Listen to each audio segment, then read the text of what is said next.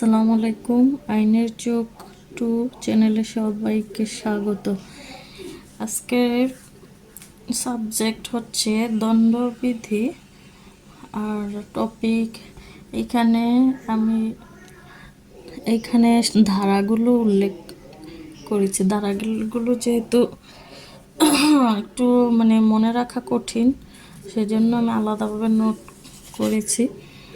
এই ধারাগুলো ধারাবাহিকভাবে আপনাদের সাথে শেয়ার করব। পরবর্তীতে যে টপিকগুলো আছে ওইগুলো আলাদা আলাদা ডিটেলসগুলো আমরা একসাথে আলোচনা করব। তো শুরু করছি 1897 এর 3-37 ধারা অনুযায়ী 1897 এর 3-37 ধারা অনুযায়ী অপরাধের সংজ্ঞা দণ্ডবিধি 379 ধারা চুরি একটি আমলযোগ্য অপরাধ।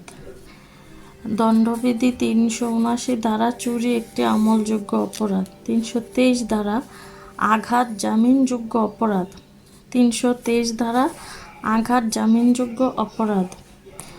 তারপর হচ্ছে দণ্ডবিধি 395 ধারা ডাকাতি একটি জামিন অযোগ্য অপরাধ। দণ্ডবিধি 395 ধারা ডাকাতি একটি জামিন অযোগ্য অপরাধ। 345 ধারায় মীমাংসাযোগ্য অপরাধ। 302 ধারা খুন মীমাংসা অযোগ্য অপরাধ। 146 147 ধারা 147 ধারা দাঙ্গা আদালতের অনুমতি নিয়ে মীমাংসাযোগ্য অপরাধ।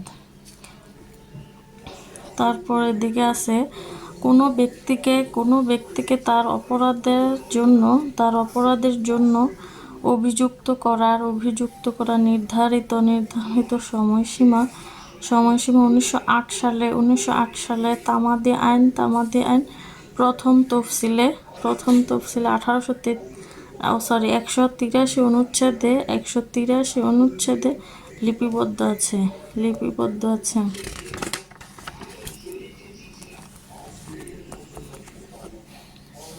তারপর কত বছর বয়সের ব্যক্তি অপরাধ করলেও তা অপরাধ হিসেবে গণ্য হবে না, এর কোনো ব্যতিক্রম আছে কি?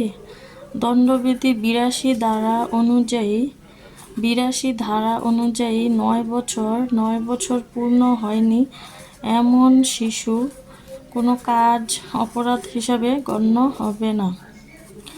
দণ্ডবিধি 83 ধারা অনুযায়ী 9 বছরের বেশি 12 বছরের কম অপরিণত বুদ্ধিসম্পন্ন 149 ধারায় সাধারণ উদ্দেশ্য সম্পর্কে বিধান।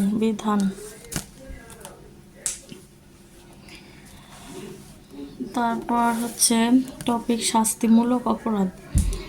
জেনারেল ক্লজেস অ্যাক্ট 1897 অপরাধ হলো এমন কোনো কাজ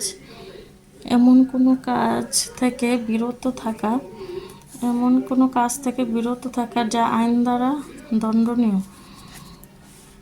দণ্ডবিধি 1860 অনুযায়ী এই আইন বলে বা বিশেষ বা স্থানীয় কোনো আইন বলে দণ্ডনীয় কাজ বিষয় হলো অপরাধ। ধারা 40 দণ্ডবিধি 88 ধারা অনুযায়ী মৃত্যু ঘটানোর উদ্দেশ্য ব্যতীত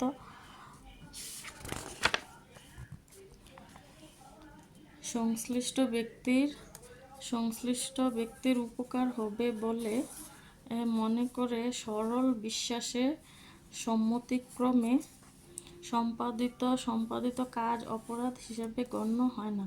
দণ্ডবিধি 93 ধারা অনুযায়ী সরল বিশ্বাসে সংবাদ আদান প্রদান করা হলে বা অন্যের মঙ্গলার্থে কোনো সংবাদ প্রদান করা হলে উক্ত সংবাদ অন্য ব্যক্তির ক্ষতি হলেও ক্ষতি হলেও তা অপরাধ হিসাবে গণ্য হবে না।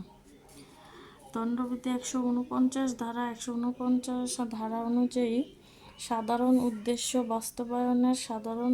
বাস্তবায়নের জন্য অনুষ্ঠিত অপরাধের ক্ষেত্রে। তো আজকের মতো এতটুকুই টপিক। আগামী দিন এই যে এগুলো আলোচনা করব। আজকের মতো বিদায়। আল্লাহ হাফিজ। আসসালামু আলাইকুম।